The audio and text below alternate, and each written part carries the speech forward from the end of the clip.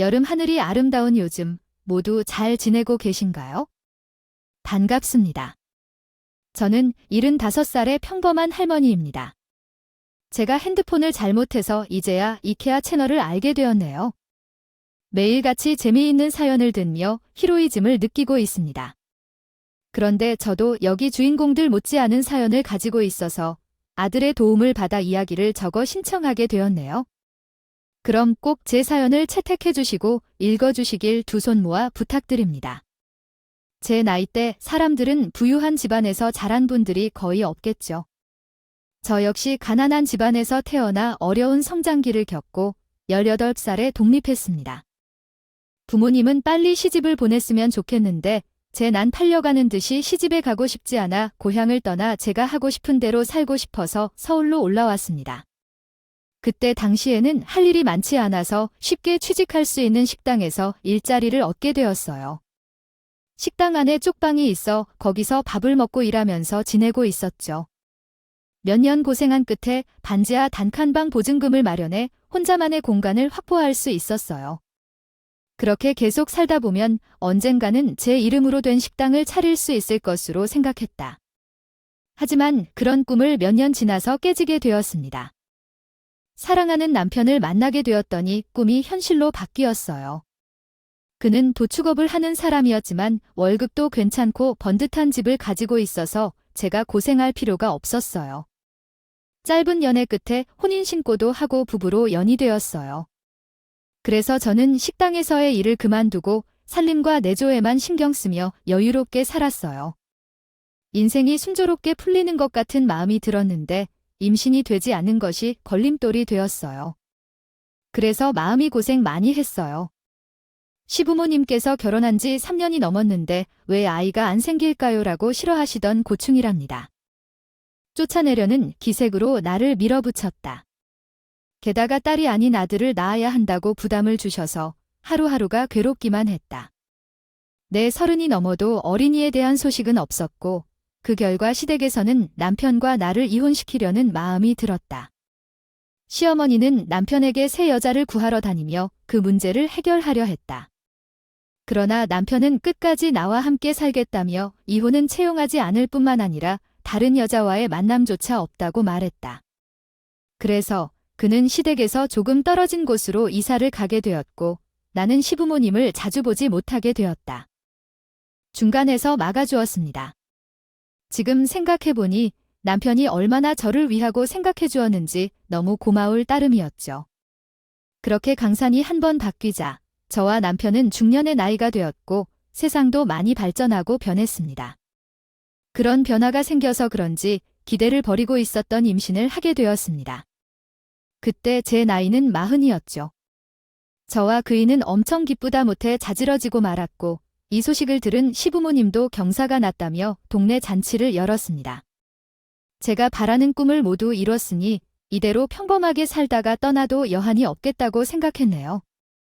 그렇게 세월은 쏜살같이 흘러갔고 남편이 10대라는 나이에 가남으로 세상을 떠났습니다. 그때부터는 저 홀로 아들을 키우며 살았는데 남편이 남겨준 재산이 있어 큰 어려움은 없었습니다. 아들 녀석은 누구를 닮은지 공부를 꽤 잘해서 중고등학교 시절에 5등생으로 뽑혔습니다. 그래서 저는 학교에 자주 불려가 선생님의 칭찬을 듣게 되었습니다. 그렇게 공부에만 열중한 아들은 명문대에 입학했고 거기에서도 장학금을 한 번도 놓치지 않은 장학생이었습니다. 아들은 이성 친구에게 한 번도 눈을 돌리지 않고 자기가 맡은 공부에 충실했어요. 대학을 졸업한 후에는 학교 교수님들이 대학원을 추천하여 석사 학위를 받게 되었어요. 아들은 공부가 재미있었는지 한 번도 힘든 표정을 지어 보이지 않고 자신의 미래를 위해 최선을 다해왔어요. 아들은 30이 되었을 때 모든 과정을 마치게 되었고 대기업 연구소에 입사하게 되었어요. 거기에 입사하는 것이 정말 어려운데 그것을 제 아들이 해냈기에 나는 기분이 하늘을 날고 있는 것 같았습니다. 그 이후 아들은 연구소에서 밤을 새우는 날이 너무 많아서 저는 그것이 아들에게 그만한 반찬을 쓸 만큼 힘들었어요. 이렇게 계속해서 살면 결혼도 하지 않고 평생 연구에만 몰두할 것 같아서 크게 걱정이 되었어요. 그러나 제 예상과 달리 아들은 저모를 몰래 연애를 오랫동안 해왔더라고요. 어느 날 갑자기 집안의 여자를 데리고 왔는데 결혼하고 싶은 여자라며 서프라이즈로 소개를 했습니다. 어머, 유준아, 너 만나는 여자가 있었니? 맨날 연구소에서 연구만 하는 줄 알았더니 언제 이렇게 예쁜 아가씨를 만난 거야? 아, 그러게 쑥스럽네, 엄마. 처음 뵙겠습니다. 김미나라고 해요. 어머님 반가워요. 아가씨가 참 곱네. 내가 밥 차려줄 테니까 앉아서 조금 기다려요.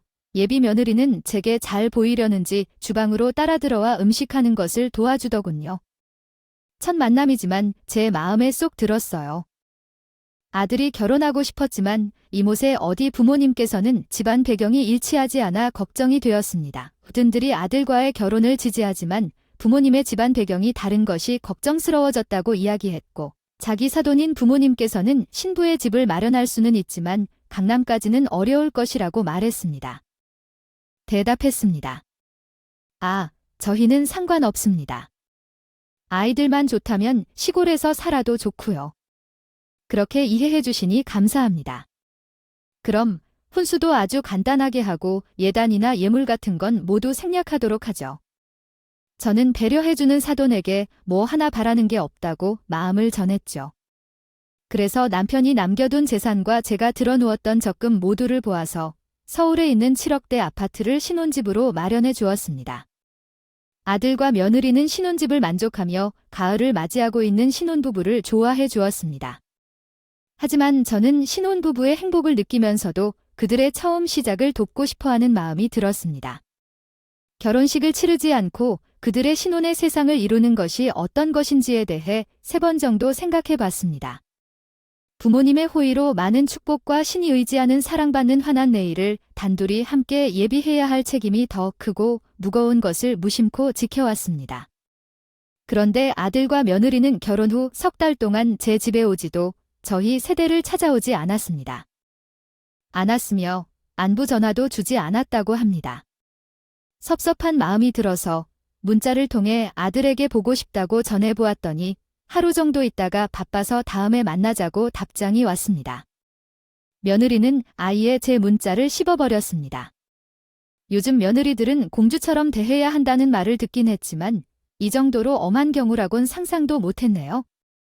저는 수없이 연락했지만 사정하다시피 해서 얼마 뒤에 신혼집을 방문하게 되었고 아들이 어떻게 사는지 구경할 수 있었습니다.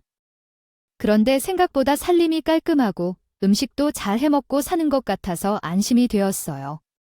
며느리가 고생을 많이 한 것 같네요. 칭찬과 위로의 말을 전했습니다.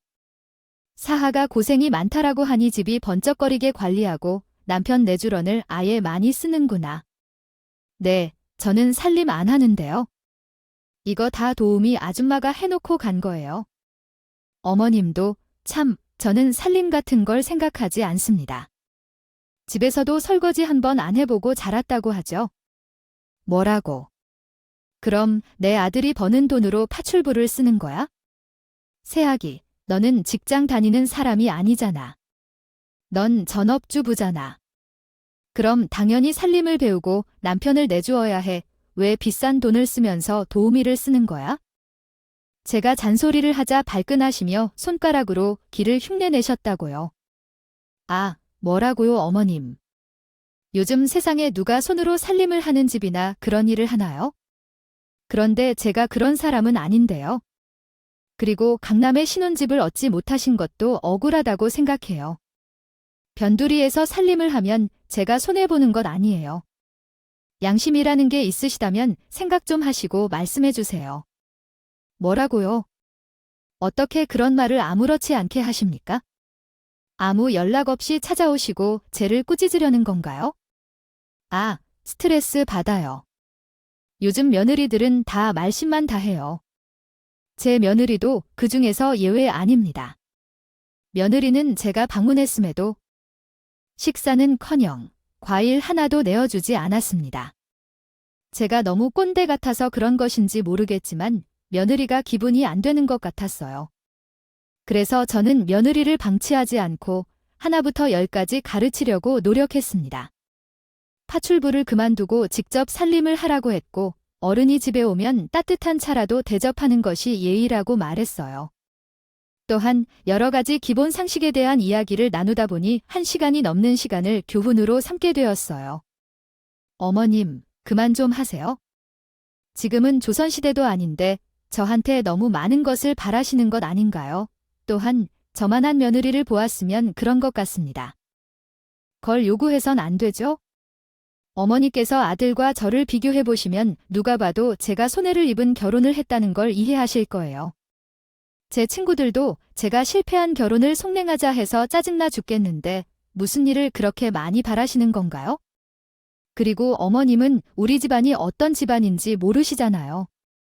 나중에 그 사람이 연구소에서 나와서 사업을 시작하게 되면 그 사업 자금을 누가 내줄 것 같으세요? 당연히 저희 부모님이 해주실 거라고요. 어머님, 나무 한 그루만 봐가지고 멀리 숲을 보세요. 이제 제게 어떻게 대해야 할지 감이 오시나요? 그렇게 잘난 체를 하면서 말씀하시는데 어떻게 대답을 못하겠더라고요. 제 아들을 위해서라도 큰 소리를 내다간 곤란해질 것 같아서 며느리의 말을 듣고 가만히 참았어요. 아들의 신혼집을 찾아간 것은 1년에 2번이 전부였고 애들이 제 집을 찾아온 것도 2번뿐이었습니다. 그것도 밥만 먹고 일어나는 바람에 아들과 깊은 대화 한마디를 해보지 못했어요. 아들도 결혼하고 이전과 많이 달라졌어요. 며느리에게 푹 빠진 것은 당연하고 며느리의 말대로 움직이고 행동하는 것 같아 보였어요. 섭섭하고 서운하고 조금 화가 나기도 했지만 사랑의 콩깍지가 씌어서 그런가 보다 하고 이해하고 넘어갔어요. 아들을 장가 보내고요. 외로운 시간을 보내던 중에 좋은 소식 한 가지가 들려왔습니다. 며느리가 임신했다는 매우 중요한 소식이었습니다. 그 소식에 저는 몇 가지 며느리가 먹을 보양식을 만들어 가려 했습니다. 그런데 아들과 며느리는 주말임에도 불구하고 제 전화를 받지 않았습니다. 무슨 일이 있는지 아니면 일부러 제 연락을 피하는지 모르겠지만 정성껏 만든 음식을 그대로 두는 게 아까워서 버스를 타고 아들 집으로 향했습니다. 도착하는데 2시간이 걸렸고 무거운 짐을 낑낑대며 겨우 아들 집 앞까지 와서 초인종을 울리려고 했습니다. 이윽고 빙그레 웃으면서 현관문을 열어주신 며느리에게 인사를 하니 표정이 굳어졌습니다. 어머님, 여기 어떻게 되셨나요? 연락이라도 주셨다면 좋겠는데 전화를 드렸는데 너희나 유준이 알지 못해 받지도 않더라고 합니다. 새로운 사실은 당신이 임신했다는 것 가만히 있을 수 없어 내가 너희를 위해 보양식 좀 만들었어. 그렇군요. 그러나 어떡하면 좋겠어요? 오늘 집에는 손님들이 오셨어요. 유준 씨는 연구소에 나갔고요. 아마 늦게 들어올 것 같아요. 그러니까 그 말은 나를 집에 들이지 않겠다는 말처럼 들립니다. 그래서 나는 낑낑대고 가져온 음식들을 전해주기로 했어. 바로 발길을 돌려서 어머니께서는 다음부터는 연락 후 오시라고 해야겠네요. 연락이 안 되면 오시지 마시라고요. 그래, 괜히 방에서 미안하다고 그럼 이만 갈게요. 결국 싫은 소리 한마디 못한 채 집으로 돌아왔습니다. 그래서 다음부터는 연락 후 찾아가려 했는데 아들과 며느리는 제 전화를 계속 받지 않았고 가끔 아들이 안부 전화만 왔답니다. 유준아네, 잘 지내니? 태교는 잘하고 있는 거야? 잘하고 있어, 엄마. 지난번에 연락 없이 그냥 찾아오셨다며? 응, 아들이 저를 문전박대한 며느리를 혼냈을 거라 생각하고 다음 말을 기다렸습니다. 엄마, 다음부터는 연락이 안 되면 찾아오지 마. 집사람이 그런 거 질색한다고. 뭐야, 그럼 내가 잘못했다는 거니? 너나 새 얘기나 내 전화를 안 받는데 어떻게 하니? 난 내 엄마야, 가족이란 말이야. 그건 알겠는데 어쨌든 지금은 내가 결혼해서 독립한 상황이잖아. 아무리 모자지간이어도 예의라는 걸 지켜야 돼. 그리고 전화를 안 받는 게 아니라 못 받는 거야? 내가 얼마나 바쁜지 알면서 그런 이야기로 불평을 하고 게다가 집사람도 노곤하다고 운동하고 책을 읽고 음악을 듣는 등 하는 것이 많은 사람이야. 똑똑하고 예쁜 아이를 낳기 위해 노력하고 있는 중이라고. 그러니까 엄마가 이해해 주어야 하는 것이 당연한 게 아니야? 우리보다 어른이라면 판단을 좀 내리라고. 유진이야, 너는 내 아들이 맞니? 어떻게 그런 식으로 말할 수 있는지. 엄마가 너무 서운해서 눈물이 날 것 같다. 몇 마디 한 것뿐인데 눈물이 나온다고? 그래, 엄마. 요즘 시어머니가 쉬는 집에 찾아온다고. 어디 있나 좋아하는 며느리가 길을 가는 사람을 붙잡고 물어봐 시어머니가 막무가내로 쳐들어오면 누가 좋아하겠냐고 그러니까 좀 자제해줘. 정말 너무하는구나. 그럼 이것만 하나만 묻자. 사돈댁도 너희랑 왕래를 거의 안 하는 거야. 너 장인 장모랑도 연락을 나처럼 거의 안 하니 짜증나. 몰라 나 바쁘니까 이만 끊도록 해. 아들이 퉁명스러운 목소리로 전화를 끊었고 저는 참았던 서러운 눈물을 흘렸다. 하늘 아래 유일한 피스가 이런 모습으로 속상하게 만들어서 인생이 허무한 느낌이었다. 어찌되었든 시간은 흘러가고 며느리는 예쁜 공주님을 출산한 소식을 전했다. 전해주었습니다. 그 말을 들자 지난 섭섭함은 흔적도 없이 증발하고 기쁨만이 제 감정을 꽉 채워주었네요. 산후조리원에 있는 며느리를 위해 전복죽과 단팥죽을 맛있게 쑤어서 바리바리 들고 찾아갔습니다. 이윽고 조리원에는 사돈 내외와 며느리와 아들이 손녀딸을 보며 웃음꽃을 피우고 있더라고요.